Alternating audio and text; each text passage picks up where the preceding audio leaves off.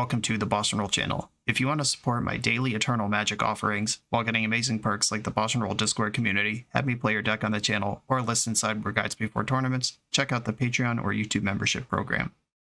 This channel is possible because of these amazing sponsors. Check them out, all their links are in the video description. As always, thanks for being here. Let's go play some Magic. Welcome back to the BoshNRoll channel. Today I'm playing some Pioneer at the request of Patreon subscriber K Renegade. What I have for you is his Aristocrats deck. Aristocrats, if you're not familiar with that terminology, is an archetype where you have a bunch of creatures that either do something when they come into play or do something when they die. Like Hunted Witness dies into a 1/1, Blisterpod dies into a 1/1, Dusk Legion Zealot draws a card, Elvish Visionary draws a card, etc. Then you flood the board with things like this, and then you kill them somehow on purpose for fun and profit. Zulaport Cutthroat, whenever this or another creature you control dies, each opponent loses 1 life, you gain 1 life. Cruel Celebrant, whenever this or another creature or planeswalker you control dies, each opponent loses 1 life, you gain 1 life. You see where this is going. Get a couple of Cutthroat effects into play, and a way to sacrifice Hunted Witness. You sacrifice that, you deal 2, gain 2, and then you sacrifice the token, you deal 2, gain 2. And opponents just nickel and dime. Combat becomes basically impossible. And it's just an inevitable time until you find your collected company or something that gets you the Woe Strider that sacks your whole board. The idea is they can't attack, and if they don't attack, they will lose anyway. The name Aristocrats comes from Cartel Aristocrat and Falconwrath Aristocrat, which were 2 cards that were in Standard, I believe, together, that made a Mardu sacrifice deck, and both Cartel Aristocrat and Falconwrath Aristocrat are unbound sacrifice outlets. This deck has chosen to use Woe Strider for that, and by unbound sacrifice outlet, I mean there's no additional cost, there's no limitation, it just says sacrifice a creature : somewhere on the card, and then you get some sort of effect. Hidden Stockpile is not unbound, it does cost 1 mana to do it, but this is a pretty solid upgrade because it itself is both a creature and an aristocrat. Because whenever a creature dies, in the end step you make a 1/1, and you can just go off with that. I like that inclusion, though it is a miss for Collected Company and Rally the Ancestors. We'll see if that comes up in a minute. The combo aspect of this deck is Cryptolith Rite turns all your various little dinguses into Birds of Paradise. Tivar, Jubilant Brawler, gives all your dinguses pseudo haste. If you have a Cryptolith Rite, all your creatures tap for mana immediately on arrival, and since many of them cost 1 or 2, you could probably dump out your hand pretty quick. Then you can plus Tivar to untap one of them and get some more mana, or minus to regrow one of them from the graveyard. Collected Company drops multiples into play and gets pretty deep into your deck. And the big finish is Rally the Ancestors. White X instant. Return each creature card with mana value X or less from your graveyard to the battlefield. Exile those creatures at the beginning of your next upkeep. Exile Rally the Ancestors. The creatures that come back don't get haste or anything, so this doesn't help you attack. You basically got to figure out what you're going to do with these creatures that you only have for 1 turn, and they don't have haste. And a great thing to do with them is sack them to Woe Strider and get a bunch of triggers out of your Zulaport Cutthroats and Cruel Celebrants. And that's the whole strategy here. We are going to try not to die while we get all our little pieces together, and at some point we'll have a critical mass of pieces to go crazy. Let's do this thing. This is K Renegade's Aristocrats. I'm on the draw in round 1, and we're against a Gigantha deck, which I'll take this opportunity to point out that there is already an Aristocrat-style deck in the Pioneer metagame, and it's Rakdos Sacrifice, and that does tend to be a Gigantha deck. So we might have a Aristocrats mirror in round 1. Let's see what happens. They're looking like it.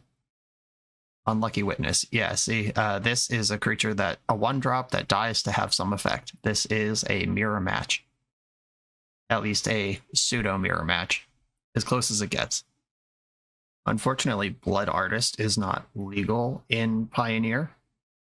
Blood Artist is a Zulaport Cutthroat effect, but it's when any creature dies, not just when your creatures die. That would be pretty cracked in a Aristocrat's mirror. Bloodtithe Harvester is going to eat a Fatal Push immediately. I was not about to push the Unlucky Witness. Unfortunately here, Zulaport Cutthroat is a great target for Claim the Firstborn. So, but I guess I'm setting up a Rally the Ancestors. Yeah, right. You can claim my Firstborn, if that's what you got. Let's start getting spells out of your hand, though. Deadly Dispute, sacking Unlucky Witness, and that flipped, where'd it go? Blackleaf Glyphs? Or no, you flipped 2 cards, got it. You may play one of those cards. Okay, so they can Fatal Push my Cutthroat with this exiled push. Sure. It does get a drain on the way out, I like that. And then Woe Strider. Strider die, homie. Here we go. Woe Strider's pretty insane for this deck. It is my Unbound Sack Outlet. It's 2 creatures on its own. And having Escape is pretty bonkers. To shove that buddy back into play at some point. And I really like this curve we're presenting of Collected Company into Rally. Well, we're about to lose the Collected Company. But I did like that, the way that this was going up to that point. And Woe Strider does provide some natural insulation to things like Claim the Firstborn. Makes it a lot harder to steal them if I can just sacrifice them in response. I have a lot of black. I'll look at the deck, decide if I'm going to need black or green out of this pathway. I have 3 black already and 2 green. I think I'm going to put it on the green side. I wish it was white, but we don't have access to that. They now have perfect information about my Rally the Ancestors, and I got a bunch of crappers in play. I don't think I want to offer up Woe Strider, not when there's a onboard Hive of the Eye Tyrant activation available.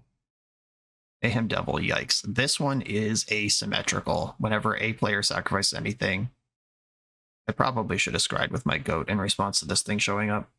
This is going to kill me. I spent the start of the game saying I wish Blood Artist was legal, and Rakdos gets Mayhem Devil. We don't get that one in Abzan.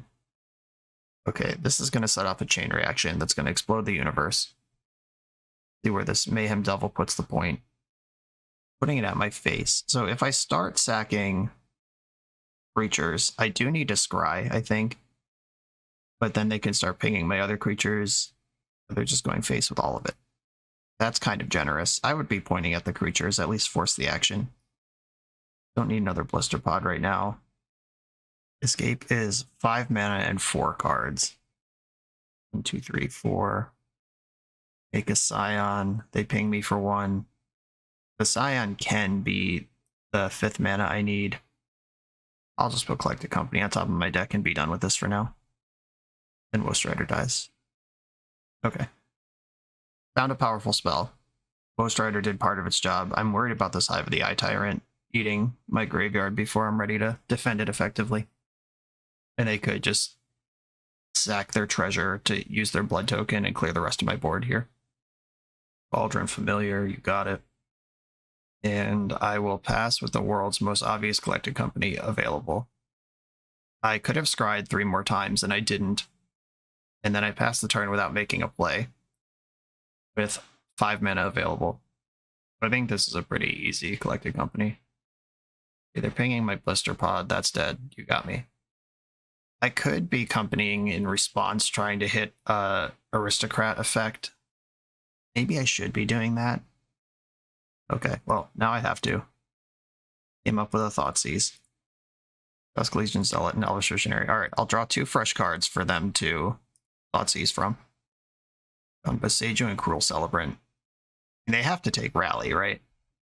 They take Cruel Celebrant, and I draw a white source. They're just smashed. Yeah, absolutely. Blood tokens going again. I'm not going to float mana off my Scion. That would create another Mayhem Devil trigger, and then they can just machine gun my squad. Use their treasure. Picked off the last Scion. Unlucky Witness. Okay, they are down to 1 card in their hand. I don't think I can afford to block anything right now. I need my objects in play. Okay, they're hellbent. And I drew Fatal Push. This is not a bad spot to be. Black White, I can play Celebrant here. And then if something happens in combat, I can Fatal Push the Devil. If they fire up Hive, I can Boseiju it. That Fatal Push was nutso.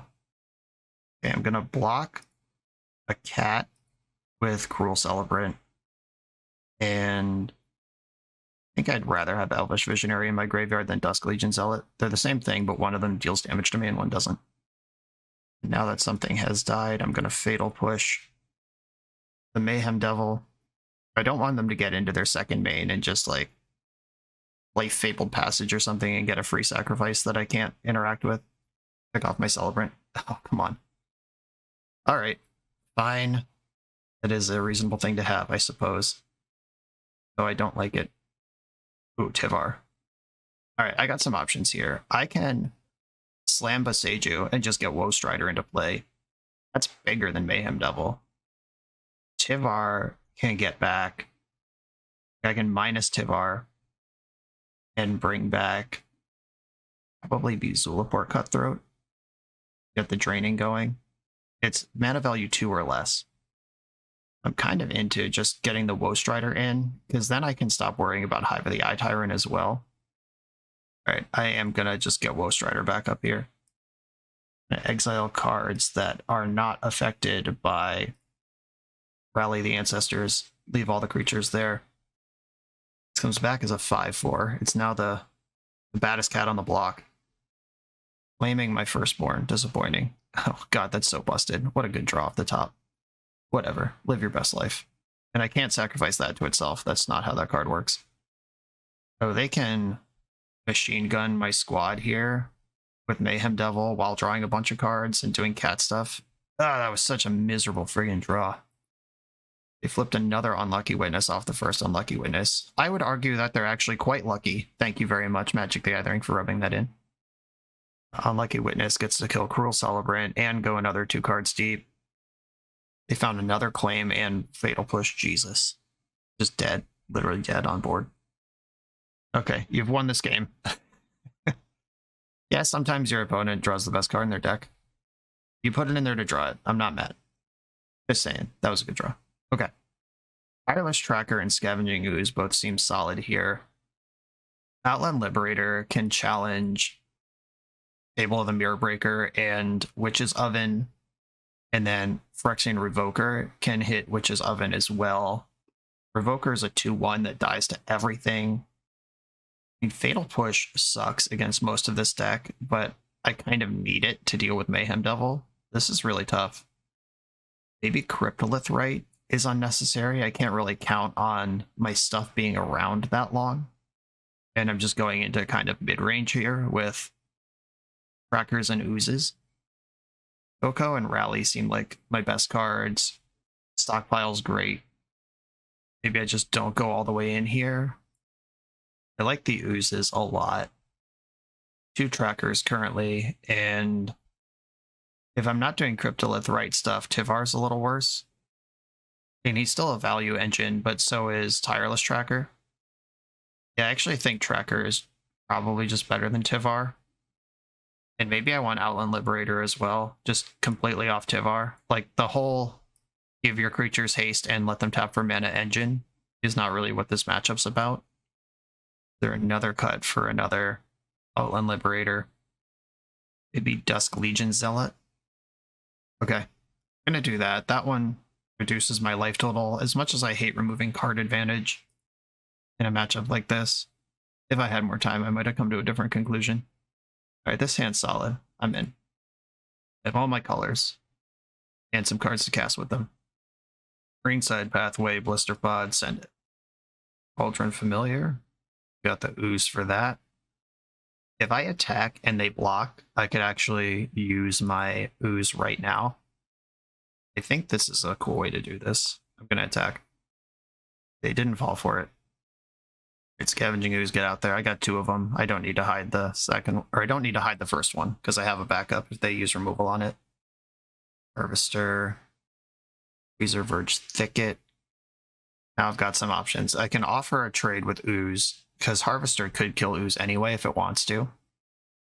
I could also play the Zulaport Cutthroat, leave up green. Or I could slam Woe Strider, because this is Pioneer, and let's just curve out. I'm going to do that one. Okay. I have more rectangles in play than my opponent, which is one of the axes this game is played on, and then we'll figure out who finds a way to cash out the rectangles first. If they play Mayhem Devil, I'm going to do some scrying in response. And also some crying. Table, okay. The card is good. It's not the one I was specifically worried about, though. Now I have a choice. I'm holding a Cutthroat, which means this goat could be good for damage, or I could take what's mostly a free scry here. The cost is 1 point of drain, and the upside is maybe drawing a card that's better. I am going to sacrifice my goat. Elvish Vish, I do like that one. I'll keep it. Wasted the goat. Would have drawn that anyway. Elvish Vish. Godless Shrine. Old Garden. Boulevard Cutthroat. And do I attack with Scavenging Ooze? I get trades wherever it goes. Yeah, I'm going to send this. I have another one still. If they value this highly, they could remove it anyway. Alright. Just got in for some damage. I'll take that. I gotta say, in the heads-up mirror of Elvish Visionary versus Fable of the Mirror Breaker, I think my opponent has a deck-building advantage here. Mayhem Devil. I'm gonna scry at least once in response, sacking Blister Pod. Another Woe Strider. That's pretty awkward, facing down the Devil. That card sucks so bad. For me, and is great for my opponent. I think I have to bottom this and keep scrying. Sack this Scion next. Elvish Vish. Bottom. Sacrifice this Elvish Vish. Rally. Okay, that's a card I can mess with. So now on the board, they can sack Blood Tithe Harvester. The sack kills Zulaport Cutthroat. Then they can take out Ooze or Strider. And then attack with Goblin makes a treasure, which is another ping sitting around for the future. Okay. And they went for Strider first, but Zulaport Cutthroat will die first. Okay, they're pinging Ooze with this. Okay, they've got a plan to completely empty my board. Yeah, if they sack their blood token, then make a treasure or Witch's Oven. Yeah, that does it too. That sucks. Okay, I mean, they left Zulaport for last. They still get a treasure and can activate their blood, which gets 2 pings, but... Alright, the food cat thing. That works too. Okay. This is a scary time to be alive. But I'm drawing Rally, and I can cast it X=3 as an instant, mess up combat. Got a shock in my land, and I'm just going to pass the turn and see if they want to get rowdy with this Mayhem Devil. Reflection wakes up. Unlicensed Hearse. Okay, well, you know what's coming. I'm going to bring back all my creatures for one last hurrah. See if they want to start picking stuff off in response to my various triggers. Okay, they didn't pick anything off in response to my various triggers. Mayhem Devil versus Zulaport Cutthroat is quite the battle here. I'm glad I brought in some Outland Liberators. I was talking about Witch's Oven and Reflection of Kiki Jiki, but also Sideboard Hearse is a relevant game piece. So I have to sack these in my next upkeep. I could go to my turn and start doing stuff. Is there a big difference there? Okay, here's the exile trigger. Well, let's do stuff. This one lets me do all this with Scavenging Ooze available, so I believe this is the right place to start. And they're going to ping Zulaport Cutthroat first. It's going face. And let the face trigger resolve. I'm just getting that back immediately. I get to scry. Blister Pod, not helpful. Sack Elvish Vish. This trigger is also going face. Collected Company. Yeah, that's the type of card I'm interested in. And then I can eat one thing from a graveyard on the way out here. Try to gain some life. Cause some problems. And Strider sacks the Ooze. Strider sacks Cutthroat. Then Strider will end up getting exiled. They're activating Hearse now. Just to play around a top deck Rally, because I did keep a card on top. It has to be either Rally or CoCo to make any sense. Get a 1/1. I'm not going to lie, I forgot about that 1/1. That's kind of cool. but they didn't forget about the 1/1. Okay, pinging that on the way out. I think I just let it die. I'm not doing anything with the mana. Next turn, when they're able to Reflection this Mayhem Devil, I am in trouble, and them picking off the Blister Pod like they did cuts off my out of flipping into Outland Liberator. Am I just supposed to play Scavenging Ooze here? That doesn't even do anything because the food is up. Yeah, that doesn't matter. Alright. Collected Company it is. I do certainly think that we are unfavored in this particular mirror. Mayhem Devil is such a unit. Do I CoCo now? Is there anything I could hit that would even matter? Not really. Yeah, maybe that one life I gained off Scavenging Ooze because I thought it was free actually wasn't free, and this 1 mana represents an out to Reflection here, which I otherwise don't have. Alright, I might just die here. They have a lot of sacrifices, a lot of triggers. Taking 9 from combat, and then they can easily sack 1, 2, 3, 4, 5. Yeah, this game is not winnable. Okay, I'm not even going to guess the CoCo. It's not going to do anything. Yeah, we certainly... The opponent's playing the same deck as me, except lower to the ground, only 2 colors instead of 3, and their engines are stronger. Noted. On to the next round. This video is sponsored by Moxfield.com, the easiest way to build Magic decks online. Moxfield supports over 30 formats, including Legacy and everything else you'll see on this channel. There's multiple customizations so you can interact with your deck how you want. Views such as text, grid, or stacks, and groupings like type, subtype, color, color identity, even artist. The site offers light mode, dark mode, and so much more. However you want to see your deck, Moxfield can provide it for you. Follow my Moxfield to keep up with the channel and what I'm playing in paper. I'll see you there. On the draw in round 2, no Gigantha revealed. That's lucky. I have 2 engines and a creature that gains value, so I'm in. Basic planes for my opponent. Are we blue-white control or are we humans? Looks like we're humans. It's a white aggro deck. And this is a reasonable proof of concept assessment. This deck is supposed to gum up the board for ground-based combat. Let's see if it's true. Second Hopeful Initiate. They are quite hopeful that someday they'll have a creature to go with them. You kept a 1-lander on the strength of 2 Hopeful Initiates. I hope I can punish this. Elvish Viz is a better investment here than Hidden Stockpile, I think. Yeah, these CoCos are looking good. And they kept their hand on the strength of something. If it has, like, Thalia in it, just waiting for the second land drop. That's pretty powerful. I am happy to double block anything here. Because that, either way, this gives Tivar something that comes back into play. Right, they killed Elvish Visionary, I killed Hopeful Initiate. I'm cool with that deal. Dauntless Bodyguard. That can protect the other Initiate. I'm going to play this pathway on the green side. And I'm going to return Elvish Visionary to play from my graveyard. Well, I guess I could hit something better still, but guaranteed Elvish Visionary action here. Minus. Yeah, I think I like Visionary better than Hunted Witness or Blister Pod.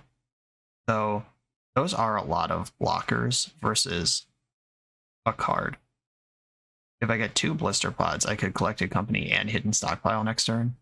That's pretty good. Alright, yeah, with Hidden Stockpile and 2 CoCos in hand, gas is not my problem. So I am just going to get Blister Pod. And take this mana advantage against this opponent who's been playing the whole game on 1 planes. Oh yeah, Blister Pod too good. I'm sure it had nothing to do with them getting mana screwed. White Humans has some portable holes in the sideboard and like wedding announcement, that sort of thing, where Outland Liberator might have some text. Phyrexian Revoker could name Bodyguard. There's not a lot going on in this sideboard for this matchup. There's no sweepers or anything. We're basically pre-boarded for this setup. The only question is, do I want some number of Liberators? And this is a matchup that doesn't really let me set up in Dirtle. And once again, I'm reaching for Cryptolith Rite, which either means I'm not respecting it or maybe we've just hit 2 matchups that it's not really 4, but I think cutting 2 of those and getting 2 Liberators in covers all the possible bases. 1 lander with Cryptolith Rite. I'm not going to keep this, though. It's so tempting. Double Visionary, 1 land and 2 draw steps, and we're just going, but I can't do this. Not against the Thalia deck. This hand's great, though. Gonna keep it, and the decision is between sending a land or sending Rally. I think I'm gonna send Rally. Collected Companies in my deck. Don't really want to get stuck on 2 lands and just not be able to do stuff. All go. Interesting. Blisterpod, let's go. MVP, Blisterpod. They have 2 lands this game. That's unlucky for me. Ooh, Raw Dog, Thalia's Lieutenant. Sure. That's somehow more scary, not less, than if they had played a real creature that turn. I'm going to play Temple Garden, and I think I'm going to... Because Cryptolith Rite doesn't give the creatures haste. If I play a creature this turn, then next turn Rite will pay for itself because I'll have 2 creatures. I'm going to play Cruel Celebrant, and then offer a trade. No way they take this trade, but I'm excited to offer it. I'm going to have to kill them 1 point at a time anyway, so 1 point of damage here could be the difference in a long game. Giant Killer. Okay. And Copper Coat Vanguard. This card's very good. Their other humans get +1/+0 and Ward 1. I'm not ready to block yet. Next turn, we're going to start pivot into blocking duty. And then here is a situation where Cryptolith Rite comes in, and then I am going to shock in Overgrown Tomb. I don't like taking damage here, but I want my Blister Pod available to block. And there's no universe where I'm losing my Celebrant in this combat. So just dump the board full of 1/1s and then see what they want to do about it is my plan right now. Casting Adeline and smearing me across the earth is one thing they could do about it. That's certainly true. Their attacks aren't even that good, though. They can't send their... Oh, Vanguard is a 2/2. I thought it was a 3/1. But still, it is not a great attack. Okay, I'm going to block the 6-power creature and trade off with the token before that gets out of control. And we got some drains and a replacement creature. Tivar can put Blister Pod back into play this turn. Oh, multiple Tivars. And my creatures have fake haste now. So, black-green colorless. Let's get a Tivar in here. Would I rather have Blister Pod for the double or Dusk Legion Zealot for the card draw? Let's mill and find out. Haunted Witness, that is worse than Blister Pod. Oh, Lifelink on the 1/1 is not bad. Yeah, I didn't realize this token had extra words on it, so Lifelink might matter. Dusk Legion Zealot drawing a card at the cost of life. I think I do want the card, though. I mean, this game is going to be a white knuckle ride regardless. And now I can play another Tivar and minus it again, or I could play Outland Liberator and just have that card in play as a 2/2 that can actually trade with something. All right, I'll continue shredding my life total. I'm going to play the Liberator. This Shockland mana base has not been kind to me here. Unfortunately, I only played 2 rallies, and I sent one to the bottom of the deck in my mulligan. So there's only one that I can reasonably find. I haven't shuffled my deck at all. Valley's Lieutenant. All right. We are in Pound Town here. And they are correctly ignoring Tivar and just going straight to my face. Block. Block. Oh, Adeline's in combat too. I guess I have to block that. And this is 3, 4, 5, 6. Okay, those are my blocks. And there's no artifacts or enchantments for me to kill on the way out, even though I do have mana to do it, thanks to Cryptolith Rite. I'm at 5. I need to draw Rally the Ancestors.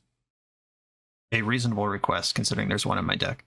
Rally or a Shockland, that's cool too. So I can make black, untap this, and then green, black, another Tivar, The only thing that I can do this game is play Rally. So I have to minus get back Dusk Legion Zealot and hope I hit my 1-outer. And that wasn't it. Okay. They did it. Alright, I mean, when I kept the hand that I kept, I said I don't want to draw Collected Company and be stuck on 2 lands. But then I ended up drawing 7 lands this game, and Rally the Ancestors might have stabilized and won it for me. So hard to measure that, but maybe I need to swing for the fences a little harder. Cryptolith Rite was actually pretty cool there. It gave me a fighting chance in a situation where I otherwise didn't have one.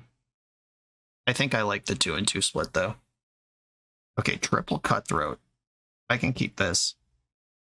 This is an enormous quantity of drain effects. Payoffs for my Aristocrats. They didn't have a 1-drop. That's a nice one. Big relief for me. And Dusk Legion Zealot. I'm going to start there. I'm going to lead on the cards I care less about. Found my white source. We're in business. Rest in peace. I do have Outland Liberators in. Okay. So that sucks. Every ass. Because creatures don't die if they don't go to the graveyard. That is a important piece of the rules text on being dead. Oh, this hand was so nuts. I need a Liberator ASAP. Ossification. Okay. In them playing this control game over there rather than putting creatures into play is giving me time to figure it out. Still don't love it. Having 5 drainers in the face of Rest in Peace. Not ideal. Declaration in Stone. Wow, okay. That lets me draw more cards. I love that. I'm just going to do that now. Yes, please. I've got 2 outs to this Rest in Peace in my deck, and lots of ways to dig for them. Collected Company's a banger. Glad I accidentally played around Deck and Stone, though. Dark Boar, Pathway. Strider can still scry, even if I'm not. Even if creatures aren't dying. Brutal Cathar. That is, in fact, brutal. I'm going to take Woe Strider, and I'm going to scry off my goat on the way out. Cryptolith Rite to the bottom. Not helpful. Should I scry again off Dusk Legion Zealot? Probably. Yeah, really the only thing that matters this game is getting this Rest in Peace out of play, so I'll take every look I can. It was on top. I mean, I'm happy to see it, but didn't need to scry there. Okay. That's done. Thalia gets her 2 points in. Then Outland Liberator. Teleport Cutthroat. And I'm threatening a bad time for my opponent now. What are the words on this? 2-2. And then on the back it has First Strike and Ward. Attacking with Thalia. I'm going to block and then shoot the Rest in Peace. I don't get triggers for Liberator because it's gone before the Rest in Peace is, and now please don't have a second Rest in Peace. How about that? God damn! Ugh. This is an outrage. Okay, one of my 2 outs to this is gone. Come on, Collected Company. Rally the Ancestors. Fuck my life. I want to be careful about Brutal Cathar. I mean, it's still on the front currently. Yeah, double spelling doesn't flip it back when it's already on the front. Okay. Sad times. I do play 4 Collected Companies. And there's another Liberator in here somewhere. Asia's welcome. This draws cards. Whenever a creature with mana value 3 or less enters the battlefield under your control, draw a card. Triggers only once each turn. Okay, they did that without a creature. Okay, deck. Outland Liberator off the top. I don't ask for much. Just give me that 1-outer. Blister Pod does add to the board while stopping Cathar from flipping. I think maybe a fold of the Pioneer format that I didn't fully respect was Graveyard Hate in the sideboard. And maybe I should just bring in all my Outland Liberators every game, because people are going to have stuff like Rest in Peace. I mean, if I just take 2 from Thalia that turn, my life total's high, and then Outland Liberator, if I flip Outland Liberator, I can get an attack plus sack that kills 2 Rest in Pieces. I think that is something resembling an out. But I don't have a spell to cast. It's going to go to nighttime. I'm going to play to Plains, and now they're at the point where Adeline can just poke here and there, and they draw a card every time Adeline attacks, or anything attacks, plus they have Castle Ardenvale. Yeah, they're in their endgame here. Triggers once each turn, not once each of your turns. I'm just going to take everything here, and hope that I find the thing that I need. They draw a card when Adeline attacks, they draw a card when they activate Castle Ardenvale on my turn. They're drawing 2 cards a turn without ever having to cast a spell, hiding behind their potent sideboard card. Or they drew a spell worth casting. Cryptolith Rite, I mean, I'll play it. It's not good. I'm going to have to block something next turn. Probably multiple things. Yeah, I think it would have been better. Oh, Destroy Evil kills my Cryptolith Rite. I don't even care about that.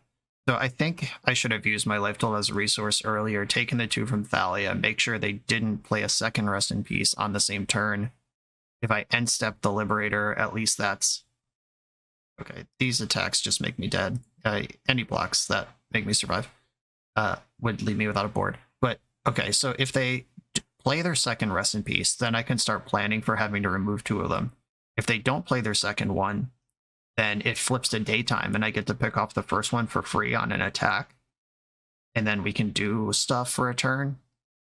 And if they do play out the second one, then I see them both, and I know what I need to do about it.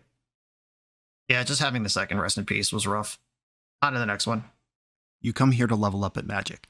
To level up as a software engineer, check out the new YouTube series Dev Better, hosted by the founder of 7-Factor Software and Magic player, Jeremy Duvall. 7-Factor's small teams of high-performing engineers build custom mobile apps, APIs, and highly scalable systems for Fortune 500 companies and ambitious startups with great ideas. If you'd like to hire 7-Factor, or maybe join their team, contact them through their website at 7factor.io. And don't forget to subscribe to 7-Factor's YouTube for every episode of Dev Better. On the draw for round 3, this hand needs a white mana, but with Cryptolith Rite and a deck full of 1-drops, I'm gonna roll with it. It also contains one of my very few pieces of interaction in Fatal Push. Basic Forest. Don't love that. I'm gonna play Blooming Marsh, because if I need to Fatal Push something on this turn, I don't want to have to miss a turn of development to do it. Invasion of Ixalan. Enters the battlefield, look at the top 5 cards of your library, reveal a permanent card from among them, put it into your hand, put the rest on the bottom in any order. And if they deal 4 damage to this, whenever you cast a spell, this 4/3 trample gains indestructible. Okay. And they put a forest in their hand. Okay, starting to get slightly concerned here. There's the forest, and there's an old growth troll, which immediately flips this thing if I don't deal with it. Okay, that sucked. They played around Fatal Push, which was the thing I kept the hand on the strength of, and then just nothing happened. Didn't draw a single relevant card or anything. We're against Green Devotion. Guess Phyrexian Revoker comes in here, Thoughtseize, because you have to do like anything you can to slow them down. Cryptolith Rite feels both, once again, not great, but also necessary if I'm going to even pretend to compete with their top end. I like the creatures that can block into different creatures. Didn't really see anything in my deck. They saw Cryptolith Rite and black mana. Is that enough to bring in Graveyard Hate on the strength of? Probably. If this is traditional mono green, they don't even really have a sideboard. They just have cards they can get with Karn. I don't think... Well, Rally's tough because maybe it's right to leave Rally in, and I need... Alright, I think Tivar is looking less good here. CoCo and Rally seem like the engines that are actually going to be able to compete with mono green. Okay, let's do it. On the play with cards that make colors. Let's do it. Send Blisterpod out there and pass the turn. So now they have a target for Fatal Push. This is a very easy attack that they will not be blocking. Elvish Visionary. Are we going to have the opposite this game, where I have the 4-drops that I can't play? Wolf Willow Haven. And this battle. And we are 3 for 3 on matchups where I wish I had removal spells in my deck. This pathway was a great draw, though. I'm going to play it on the green side and drop Woe Strider. Ghostwriter can turn Blister Pod into a mana source next turn if I need to CoCo. Or I could play Cutthroat and Visionary and try to CoCo the turn after. Cavalier of Thorns, yep. That's a card I can beat. Forest into play, a Storm the Festival, hit the graveyard. Okay, so if I go Zulaport Cutthroat, and then attack with Blister Pod, no block, but I might get 2 damage here instead of 1, so I'll go in here. Yeah, it doesn't make sense not to block, because I have Ghostwriter in play. Like, I could just do this anyway. That was a free point of damage. Moral Victory. Cruel Celebrant is not a card I need right now. So, the problem is I'm gonna CoCo. I would like to CoCo into it, but that's not where it's gonna be. Unless I CoCo in my upkeep. If I don't play Visionary or Zealot now, then I can CoCo in my upkeep, hit Cruel Celebrant, and maybe combo them out. Alright, I will leave that on top, and I'm just not going to cast a spell right now. That's the turn. Because I have to combo drain them out. There is no game plan where I'm just beating them in some normal capacity. Old Growth Troll. Nykthos, sweet. How big are we going? We know about the Pelucranos in their hand. Storming the Festival, sure. Fiora and a land. That's a pretty mediocre Storm the Festival. I mean, they get to play Pelucranos and draw a card at minimum. Okay. So I lined up this Collected Company to cast on my upkeep. I'm going to take 5 from this jerk because I want all my... Oh shit, they were attacking the battle. I forgot the battle was even there. I probably still don't block, but this does give them another card draw and another creature. And then I'm going to Company in my upkeep because I want to hit the Celebrant. Okay, hit 2 Celebrants. Does that win? Probably pretty close. Drop them in. Then do some math in my upkeep. So I can go 3, 4, 5, 6, 7, 8, 9, 10, 11, 12. So I need combat, so I can't do it yet. Combat does not get me through these pile of creatures. If I can just tread water for a turn, and they don't kill me. Just trample the other word on this. Reach lifelink. Okay. Okay, I have this shield up, but they have 5 cards in hand with Nykthos and 2 activations, so probably just dead here. But I'm going to do my best. If we get another turn, we win on that turn. Moment of truth. 16 mana in the pool. Oh, untapped with Kiora. Gonna have 30 mana in the pool. Okay, Karn. We're not beating Karn.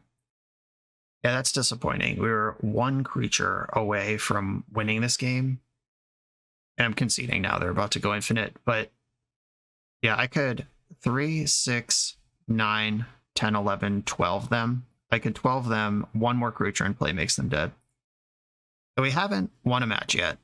And all 3 of the matches, I wished my black deck had removal in it. Like 3 Fatal Pushes does not seem like it's enough to keep up with a format where the top decks are mono green, white humans, Rakdos, Blood Tithe Harvester type decks. There's just no removal in this deck. You're really counting on just your Goldfish being stronger than whatever they're doing. And Pioneer is an extremely powerful format. One of the critiques of this format is that it's just too fast and the player on the play is massively favored and the decks just zoom past each other. And I don't think that we're zooming past anyone with this particular deck that we're playing.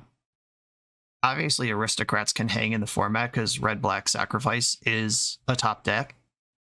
But that deck has Thoughtseize, Fatal Push, Claim the Firstborn, just lots of real interaction in it. And I would like more of that in this list. Or even some hammer out of the sideboard. I don't know, something like Extinction Event that could help us, give us a chance versus mono green when they're just goldfishing. I'll flesh these thoughts out as we play. We got 2 more rounds to go. Let's do it. Command Tower software by Eminence Gaming is perfect for hosting TCG events. It features easy-to-create event registration for 1v1 and 4-player Swiss structured tournaments. Event management has never been so simple, and it's web-based, so there's no download required. Get access for just $5 at eminence.event/subscribe. I'm on the draw. I believe I'm 0 for 4 on die rolls, after just having talked about how Pioneer is extremely susceptible to play draw. But I have a hand that is missing a white source. Would be great to draw one right now. That was not a white source, but I can play the game on green-black for a little while with this hand. We appear to be against some sort of banned strategy. There's Zulaport Cutthroat. I don't like just hanging that out there. Alright, Petty Theft is not a real answer. That's fine. Wrenn and Realm Breaker, yikes. Okay, I guess I'll play Woestrider here. And hope I'm not dead somehow. Did not curve out the way I would have liked. Oh, or some Planeswalker soup deck. Okay. Just had to check that they didn't reveal Karuga, and they didn't. Serum Snare. Return target land permanent to its owner's hand and proliferate if it costs 3 or less. Well, it does, so good job. What is the emblem? Because they're basically there already. You may play lands and cast permanent spells from your graveyard. That's pretty powerful. Okay, land is good here. Land lets me Cryptolith Rite and play a 3-drop. Cryptolith Rite, and let's get Woestrider back in. Okay. Engine's starting to come together, but opponent... Oh, they're at emblem. Yeah, I couldn't do anything about that. Just the old turn 5 Wrenn and 7 emblem, or Wrenn and Million, Wrenn and Realm emblem. Is that what this deck is? Just some sort of tempo soup with a bunch of planeswalkers? Green Verdict. That's disappointing in a lot of ways. Fatal Push doesn't seem like it's going to be important to this matchup. Blister Pod. I actually like Blister Pod because with Tivar, a 1-drop dumps out my whole hand. And that's what I'm going for right now. Okay. They have the emblem. They can play lands and permanents out of their graveyard, including Wrenn, who just goes infinite with itself. Okay, here comes Tivar. And we get our first look at Tivar plus Cryptolith Rite as an engine. Tap target creature and play Zulaport Cutthroat. Alright, suddenly I'm on the board. They have 3 cards in their hand, plus the Wrenn they can cast out of their graveyard. Ace the Perfected Mind. Does this just, like, blast me for zillions of mill every turn? Is this the win condition? Target player mills X 3 times. So this is 15 cards, and then they just mill me for 15 every turn for the rest of the game. And that's pretty dangerous with Tivar involved. Okay, how do I leverage this? I think I start by minusing Tivar and get back Cruel Celebrant. Celebrant and Cutthroat are basically the same thing. Celebrant has better stats, though. So Celebrant get in here, and then I can play Elvish Visionary, draw a card. And I don't think my life total matters. Shock and Overgrown Tomb, and then I can easily escape Woestrider with all the things they just gave me. Woestrider's in, and I can play another Tivar, who can get back another Zulaport Cutthroat. Yeah, they just die. Green, black, and colorless. New Tivar. Oh, a Planeswalker died. Counter for Cruel Celebrant. I would have missed that in paper, I'm not going to lie. Mill 3. Get back Zulaport Cutthroat. An attack for 3 damage. Okay. This is a combo kill. We did it. Our opponent had to help, but we did do it. Right, every creature that dies is 3 damage, and I have millions of creatures. Sweet. Hit me with Jace Perfected Mind again. I'll take that. Okay, they appear to use their graveyard as a resource at least a little bit. Their Supreme Verdict deck, I think what my Thoughtseize is. Revoker is solid against Planeswalkers, generally speaking. We saw Spar's headquarters. Oh yeah, they cast Supreme Verdict in that game. I was about to say, did we actually see like white, or was it just a triome in their blue-green? No, they're a genuine ban deck. So Tireless Tracker could set up a grind. I don't know if I want to grind them. Can this deck rest in peace? I wish I had any idea what this deck actually was. A quick perusal of the MTG Goldfish Pioneer page does not actually give me any results. And the Cryptolith Rite Tivar thing was a huge part of that game. I don't know that that necessarily means it should stay in the full boat. Oh, Fatal Push is not going to have any targets here. That's an easy cut. Liberator in, Liberator. And if I find 2 more cuts here, one of the stockpiles and one of the blister pods. The blister pod is a cheap thing that can pressure a planeswalker. And Tivar is really good. Alright, I'm out of time. I gotta cut something. I'm just going with blister pod. I can see a lot of ways where this would go. Like, do you just settle into barely being an Aristocrats deck and just bring in your Tireless Trackers and stuff? But that seems even worse against Supreme Verdict. Opponent has 63 cards in their deck right now. Was that true in game 1 as well? Shocking stuff. Awkward situation that Indotha Triome is my white source, but I also have enough lands that I would like to cycle that. But I'll probably just play it as my land drop turn 1, unless I draw a different white source. Bar's headquarters from them. I did draw a different white source, so I'm probably not gonna play Indotha Triome at all this game. Save it as a cycle.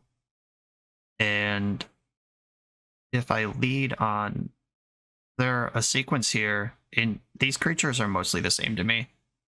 Determining if there's a sequence that saves more life points. I'm going to start with the Hunted Witness. Because Godless Shrine can play Thoughtseize next turn. I don't think I need to Thoughtseize them on turn 1. I think turn 3 is where they're going to start casting cool cards, and that's the turn I want to poke their hand, and everything's better with a creature in play. Ooh, Heart of Kirin. That's powerful. Doesn't line up well against this Boseiju. It is a powerful card. If you didn't know, Kirin is Chandra's dad. Little lore for you. Here comes the Thoughtseize. First appearance of Westvale Abbey. That's pretty cool. Oh, Ashiok Game Ender is in their hand. I don't like that. I don't like Temporary Lockdown either, but I did bring in all my creatures that affect that. So yeah, Ashiok Game Ender can go. And I will play the Blister Pod and attack. The mana in their hand does not currently know how to cast Temporary Lockdown. And if they do cast it, I'm holding Boseiju. Do play basics. I'm not worried about Demolition Field. I think it can take me off white, though. I know I have a swamp and a forest. I don't think there's a plains. Interesting to do that now. I'll float black. I would like a land, please. I'll get a swamp. I think I'm just going to cycle Indotha Triome since they ramped me into it here. And there's the Outland Lib. Now I have Temporary Lockdown and Heart of Kirin covered. I did cycle away my only white source, but we'll deal with that later. Experimental Augury. This is an Anticipate that also proliferates, but there's no current things to proliferate. Deal. Costs 5 to make a human. Bummer. Pretty far away from that, but this card is a long-term plan if they start settling into Supreme Verdict garbage. Shocking and Temple Garden for another Augury. Okay. Yeah, all these cards that we're seeing in their deck, they're clearly built around a theme here, and they're playing slightly less good versions of Unsummon and Impulse in order to proliferate.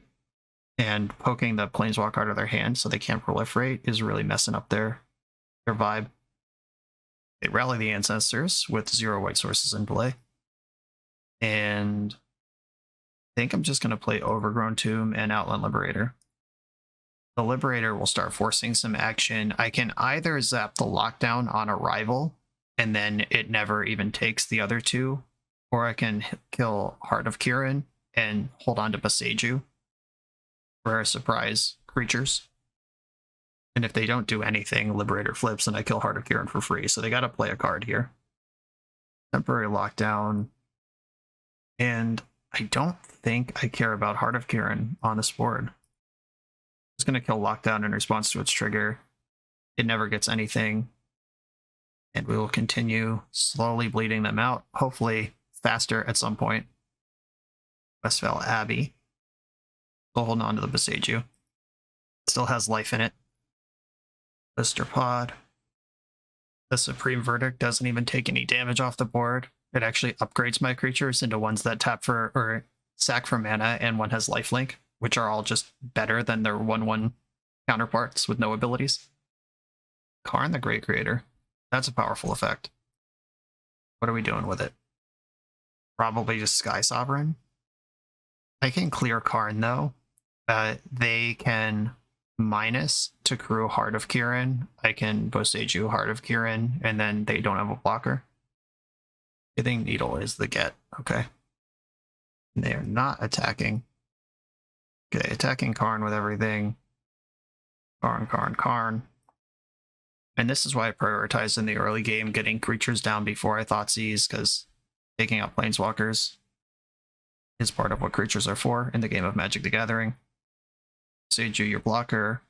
They do get a land. Ramping them I don't feel great about, but Karn's going to die, and so is Heart.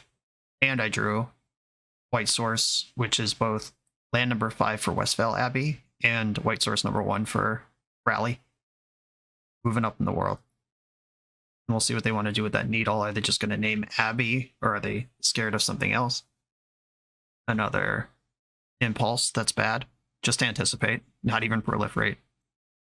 Supreme Verdict turns my creatures into different creatures and gasses me up for Rally the Ancestors in the future.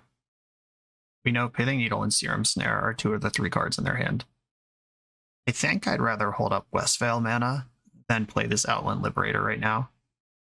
Farewell. Wow. Exile all artifacts, all creatures, all enchantments, and all graveyards. Okay, so float, colorless in response.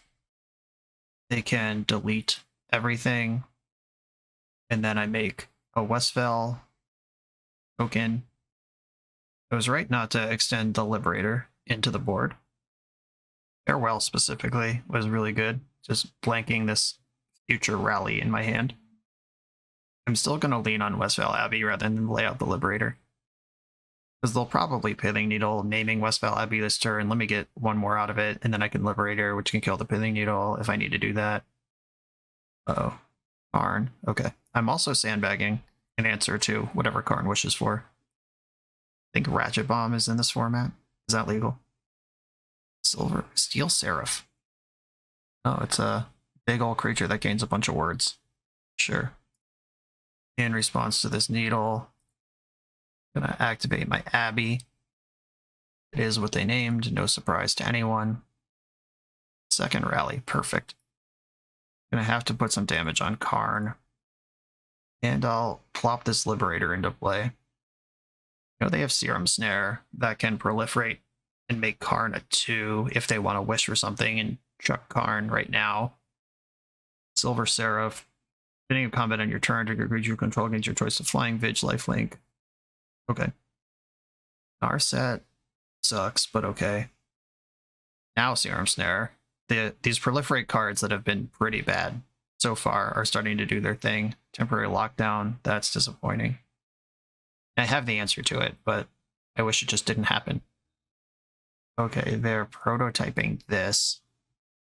Karn plus on nothing. Okay.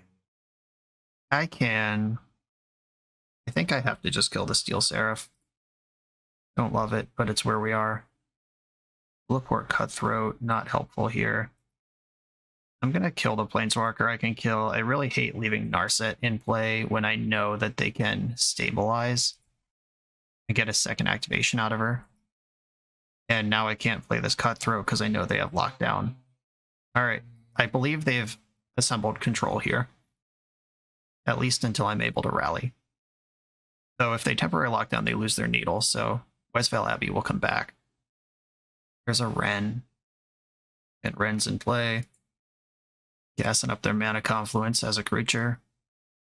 Okay, they are locking down, which removes their needle and lets me Abby again.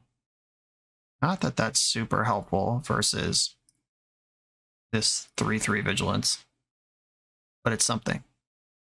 That's a Magic the Gathering card with text on it. A pre-combat collected company. 2 Cruel Celebrants coming in. Okay. I can't use Elvish Visionary because of Narset. And now, if you want to save your Narset, it's going to cost you 3 life. All right, that was pretty solid. Proper aristocrat stuff. Going to 4 all of a sudden. There's the Serum Snare that we've seen the whole game. And it actually does get to proliferate 2 things. Narset can minus here, digging for a spell. They actually die if they Supreme Verdict here. There are 4, and I have 2 drainers that both count themselves. Another Serum Snare. Okay. Ren can Emblem immediately. That's cool. And then Steel Seraph can be played out of the graveyard. All right, they're making something happen here. They are Hellbent, though, except for the graveyard full of permanents they can cast, including Karn Great Creator. And they grabbed a Supreme Verdict. That's going to be too late, I hope. They should just cast Steel Seraph, probably. Yeah, I hate that they did that correctly. They're going to need the lifelink. I don't have double white still. And this Blooming Marsh entering the battlefield tap means I can't Westphal Abbey effectively either. Beginning of combat on your turn. Okay, so if I can play Celebrant and attack, and they'd go to 2 if they block. Yeah, just not having double white. That Endothed Trihome I cycled on turn 3 is hurting me on turn 12. I want them to have to Supreme Verdict, though, so just giving them easy pokes is not what I'm going to do here. This gets Vigilance or Lifelink. I can't have both. If they attack me for 3, then I can attack back. And whenever I find this white source and can rally my ancestors, we're in business. So good chance they can just Karn and get some graveyard hate at this point. Heart of Kirin. I don't really care about that. Giving lifelink. They get to go to 7 here. I'm not going to block.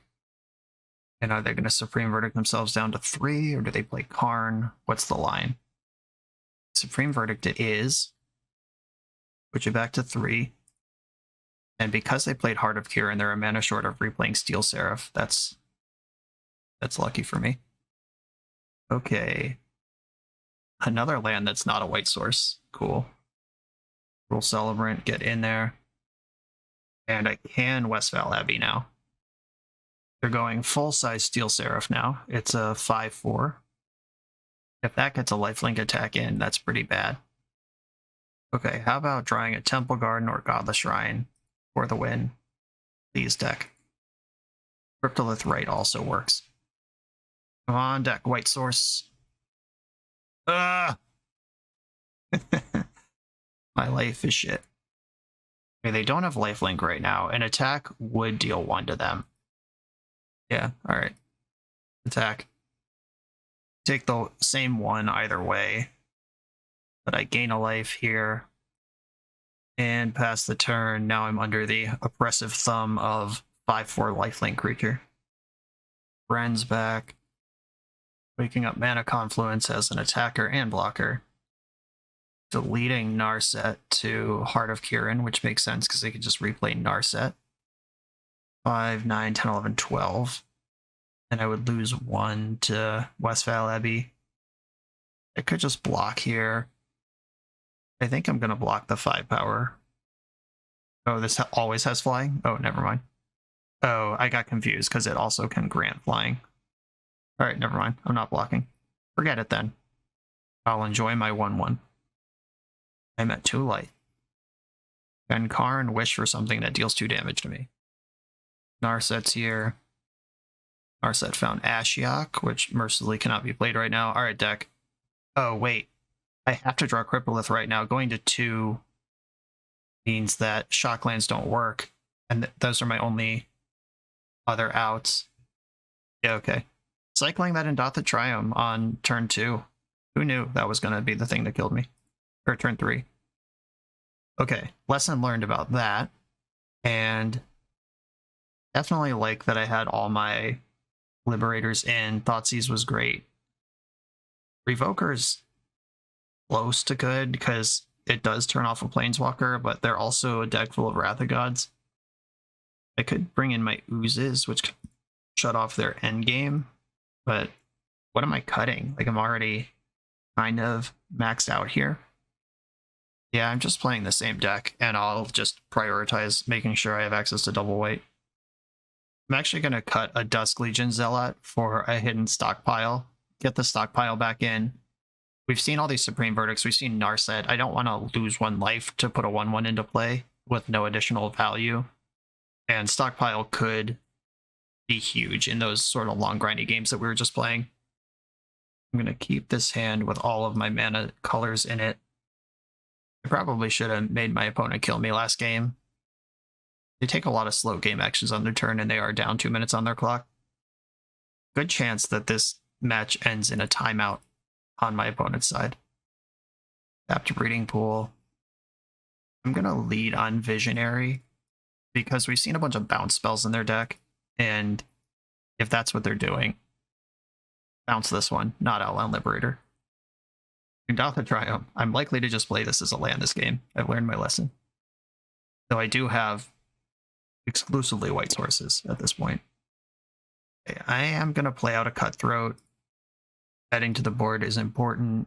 If they have temporary lockdown, I'm going to make them do it. And then I have Liberator that can set my things free if I care. These lands don't cast temporary lockdown.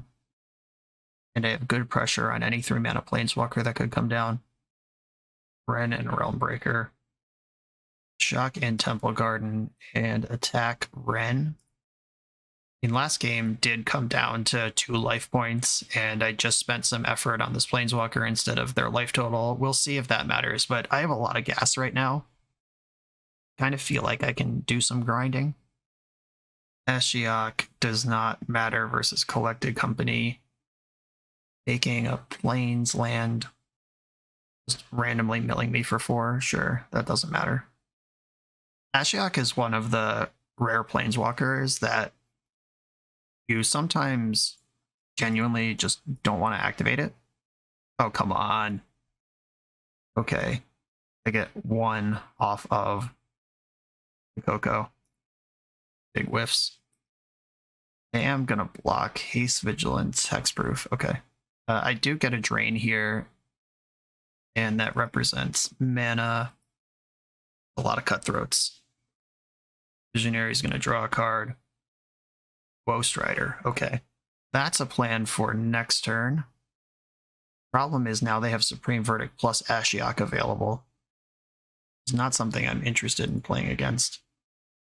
I am going to invest in the Ghostwriter here. I'm not going to make an aggressive attack here, though. Like, I could attack with all 3 of my creatures at Ashiok, sack the one they block, and push 2 damage onto Ashiok, but it doesn't kill it, so I don't think that matters. That's deeply disappointing. And they've already demonstrated they're willing to just fire off Ashiok at random, so I don't think they're going to do anything clever, like leave these creatures in my graveyard. Cryptolith Rite to the bottom. Drain. Blooming Marsh to the bottom. Publish Viz. Do I want this pathway? No, bottom. And Cutthroat. I think the Scry's worth more than the extra damage if I leave Ghostwriter in play. I'll take Cruel Celebrant, though. Oh, right. I guess I don't get it, because Ashiok just smears it. Never mind. Should have bottomed everything. The Scry doesn't matter. Yep, there's the Ashiok activation. Godless Shrine enters tapped. Oh, and Ashiok's in play for this Demolition Field. They have their whole combo assembled over there. Or spells and abilities your opponent's control. Okay, yeah, I do still get to search for Ashiok. That one is not built, so you can abuse it in that way. And there is still a swamp in my deck. They have milled the forest. Jace perfected mine. Okay. Milling me for 15 and then exiling all the cards is certainly a plan. Sure. My deck is disappearing quickly. They get the swamp. Don't see it. Okay, new plan. I'm going to hold up Rally the Ancestors and hope they mill me again. If they have a second Jace and try to blast me, I could Rally for 3 in response to activate Ashiok activation and then mill them out, or drain them out. So kind of hoping this does happen. Experimental Augury, okay. Okay, this puts Ren up to 7, so if they have the land, they can try to Jace me here, and they're going to die for it. Please have the land, please have the land, please have the land. Okay, they're just hitting me with Ashiok. 13 cards left in my deck. Ren's back. Opponent's milling 3 cards. You put a permanent. There's Narset there. Or the various lands. Okay. Weird situation we're in. But I'll take it. Attacking Ashiok is actually bad because then they can just replay it and mill me out. So I'm going face, trying to put whatever damage I can on them. 1, 2, 1, 2, 3. Okay. I'm going to play Outland Liberator. And then I can still rally for 3. Okay. Please play Jace from the graveyard, mill my deck, and then die. Okay, here's Jace. Just gotta hope there's enough pieces left. I could look at my exile and figure it out, but I don't care. This is gonna happen or it's not. Okay, milled me for my deck. There is a Woe Strider in there. That's all there is, though. There's Woe Strider and Outland Liberator. Really, that's it? Is that enough? I don't think so. Drain you for 2. Yep, just through the natural laws of variance, there just wasn't another creature in there. Sad times. Yep, gonna end up a little short. If things were different, they wouldn't be the same. Yeah, only hitting 1 creature off CoCo, and then also just my bottom 13 cards in my deck, only having the 2 creatures in it.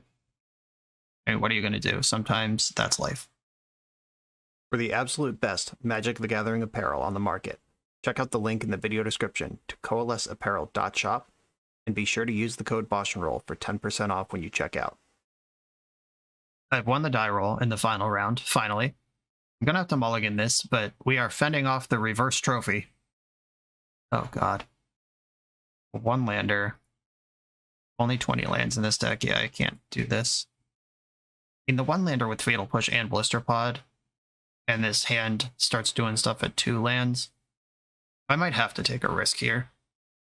No, I'm gonna mulligan. I'm not gonna die in my reverse trophy battle because I kept a bad hand. Okay. Swamp to the bottom, and Hidden Stockpile does stack. That's a pretty dope one to have 2 of. Okay, I'm gonna send the Blister Pod. Or Hunted Witness? I don't know. Does it matter? Mana is probably more important here. Overgrown Tomb, Blister Pod. Get in there. Given Reef. Okay. Please don't Spell Pierce me. I've had a rough league. Okay, we're in there with Hidden Stockpile. And Blister Pod's going for it. Consider. Looks like some Phoenix is what's happening. Kept their card. They like it. Which means I don't like it. Start a course. Discarding Demi-Lich. Oh, baby. That's a crazy card. The good news is we're going to get to go off with Hidden Stockpiles. Haven't seen this one yet in the entire league. Back for 1. Second main. Make sure I know what this does. At the beginning of your end step, if a permanent you control left the battlefield. Okay, I do know what this does. Sacrifice my pod to scry 1. I get a pal, and then I get 2 servos in the end step. That's a good card. Put it on the top. 2 triggers off of Hidden Stockpile. This deck actually looks really good right now. Weird. Going to my turn, drawing a card, playing Westvale Abbey, and then attack for 3. And I'm going to use my Eldrazi Scion, which gives me Revolt. And I'm going to main phase this CoCo. Is a charm. That sucks. I still get 2 servos here. I would have done that differently if I wasn't sitting on double stockpile, but I am. So this is what's happening. They consider that they did not mill again. It's terrifying how many cards they're keeping off of all these considers. Demilich costs 1 less cast for instant sorcery you cast this turn. You cast it from your graveyard by exiling 4 instants or sorceries, in addition to paying its costs. When this attacks, exile 1 target instant or sorcery from your graveyard, copy it. Okay. So they're at 2. They need 2 more to get Demilich in this turn. Oh, or you can just tap mana, right? The secret mode of this card is tapping mana to play it. Tivar. Okay. I'm into that. I'm going to Tivar before attacks. Because if I hit a cutthroat effect, that's going to be much better than this Blister Pod. Hit Dusk Legion Zealot. Is that better than Blister Pod? Maybe? Yeah, I'll draw an extra card here. Cryptolith Rite. Fascinating. Attack with all my creatures. I'm going to scry off of the one that they blocked. Rally the Ancestors. And I do have Cryptolith Rite. The whole combo's here. Except the part where there are any creatures in my graveyard. Yeah, it's literally Blister Pod in my graveyard. Alright. I'm not going to try to rally this game. I'm here for the hidden stockpile grind. Cryptolith Rite does make the juice next turn. Ormondal J. Simpson. It's only a 9, though, and my opponent's at 7.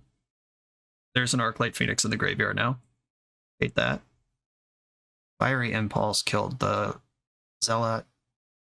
That's not a good exchange, so they're clearly just trying to get their Phoenix going.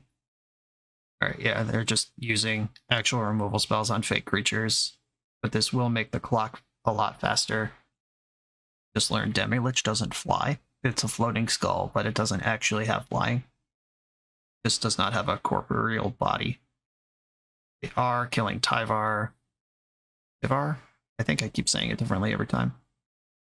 I'm going to take 4 rather than block with a servo. I think we're just in a race here, and I want to race. They're now at 9. 2, 3, 4, 5. Oh, I'm 1 creature short of making the juice. Okay, I'm going to attack with all my creatures first. Second main. Scry 1. Strider. Are you actually good? I don't think so. Not having a drainer is pretty rough here. Yeah, I think I want that on the bottom. Then Cryptolith Rite and Overgrown Tomb tapped. Everything I got is on the table at this point. They do have 5 creatures for Westval Abbey. Radical idea. Draw a card with Jumpstart. 4 cards left in their hand. Treasure Cruise is a card that's in their deck. Jumpstarting another Phoenix into the graveyard. They found another one of those since last turn. They'll need a 3rd spell to get it in. Okay, looks like they don't have it. Demilich is attacking, and they are going to use Fiery Impulse to keep me off Ormondal. But it's gonna, you have to tap a Shivan Reef to do that, which puts you to 4. I'll sack this to scry 1. Godless Shrine to the bottom. And I think I want to just take 4 again. And any creature off the top gets me Ormondal and wins the game. Alright, deck, any creature, please. Of course not. Why would it? Deck, put you to 1. I guess I could have gone to my end step. I was busy narrating and forgot to scry. Okay, I can still make the juice.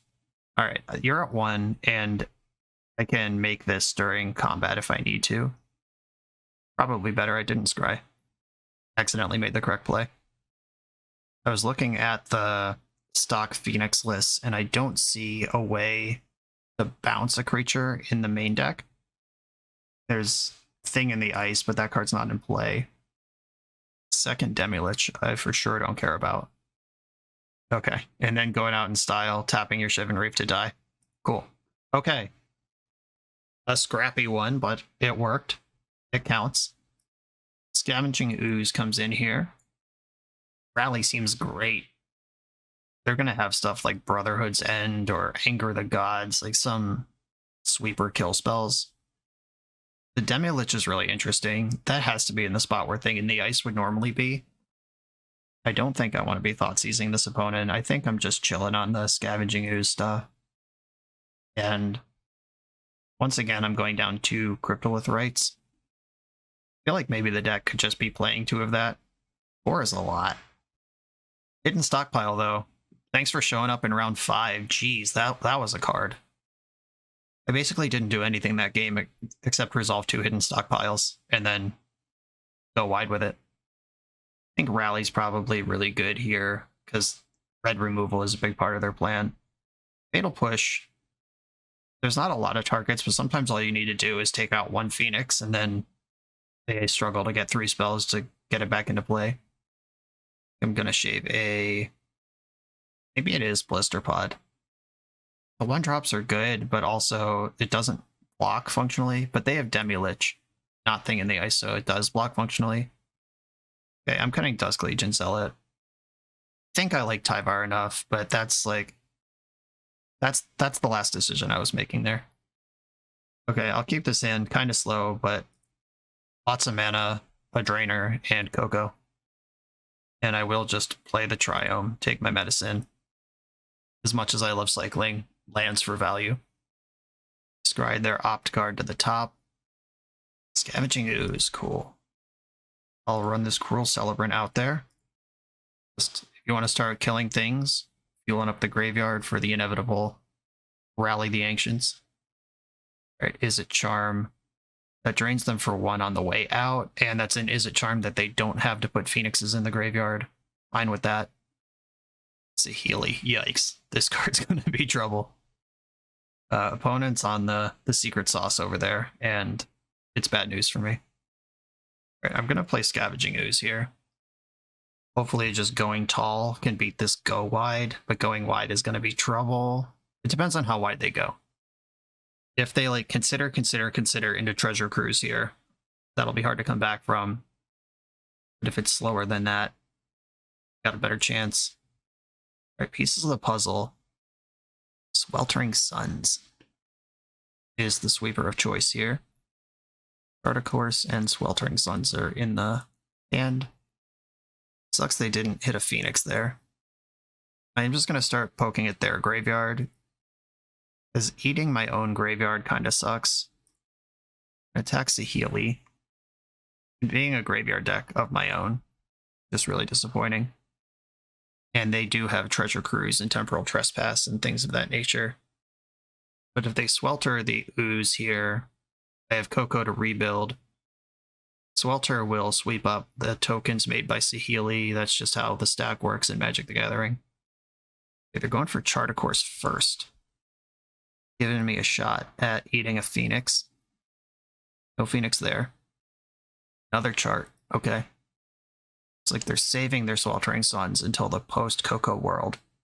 Makes a lot of sense. I'm still going to do it. Let's start getting ahead somehow if I can clear this Saheeli. Come on, deck. Why would you do this to me? Just hit 1, and it was not a good one. Another Visionary hit. Fatal Push. Alright, handful of Fatal Pushes here. Concealed Courtyard, and I guess I'm going to play a Visionary. Elvish Viz, Ivar, Cryptolith Rite. Really don't want to eat my own graveyard here. Yeah, this sucks. This just didn't do anything. Okay, pass the turn. I have 2 Ooze of activations up. Unfortunately, I cannot get Ooze to a 4/4. But the Ooze has sandbagged their ability to deploy Phoenixes. And Tyvar plus Cryptolith Rite is online, so I could rebuild pretty well from this. So I'll make green in response to the Sweltering Suns. There are 0 creatures in their graveyard. Just gonna eat random cards, basically. Then all the creatures die, mine and yours. And now we'll see if I can get another bracket this. Green, black. Minus this, get the Ooze back into play. As much as I would like Elvish Visionary, I think Ooze is the correct one. And then I'll shock in Godless Shrine to maximize my available green mana. Okay, and these have fake haste, so I can exile 3 cards from our graveyard this turn. I'm not going to go aggro. I can't take them off Treasure Cruise anyway. And it would be really bad to just eat 3 random cards and then lose to Phoenix. Radical Idea in the graveyard. That's an instant. It's still the juiciest target we've had yet. Exile Radical Idea. And just start picking off random stuff. I think at this point, and I could leave Ooze, leave 1 green up to protect Ooze from 2 damage spells, but I think all their spells do 3 at this point. They have spell mastery by a lot. Company, please. Can we do something here?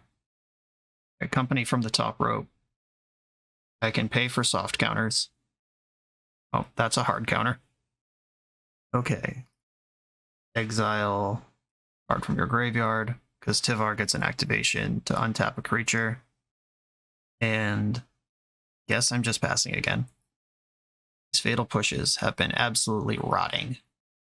I can make Ooze a 6/6 if I need to. Like if another sweeper comes down, I'll start chewing up my own graveyard a little bit now that I have a more robust situation. Crackling Drake. Okay. This is what we were waiting for on the fatal pushes. And Tivar can minus to delete himself if I don't find a better way to do that. And we made it to my untap step. Rally the Ancestors. Okay. Okay, I'm going to minus Tivar immediately. It turns on Fatal Push, which might get a draw out a counterspell. I would like to return Elvish Visionary to play. Yeah, I think I want to draw more cards here. There is a Woe Strider in the bin. And there's a Woe Strider in my hand. Fatal Push the Crackling Drake. Please negate this. Please negate this. Oh, yeah. Oh, yeah. Okay. We flush the negate out. And I can not only Fatal Push this again this turn, but also Rally the Ancestors. I'm not going to push yet, because it doesn't matter yet. 1, 2, 1, 2, 3. Ancestors, join me. Lots of triggers. Draw some cards. And there are 2 drain creatures here. Sucks that we lost Tivar. This all could have been mana, but it's fine. I think we're good. Yeah, this is easily enough creatures. So, the whole league, we did not see a hidden stockpile, and we did not cast a Rally the Ancestors. And here in this final round, where we did both, we are easily going to win. Second Rally, I'll leave that on top. We're getting the GGs in the chat. And I can sack Scion for mana, which lets me even play another creature here, or multiple other creatures. All right, we did it. Fended off the reverse trophy.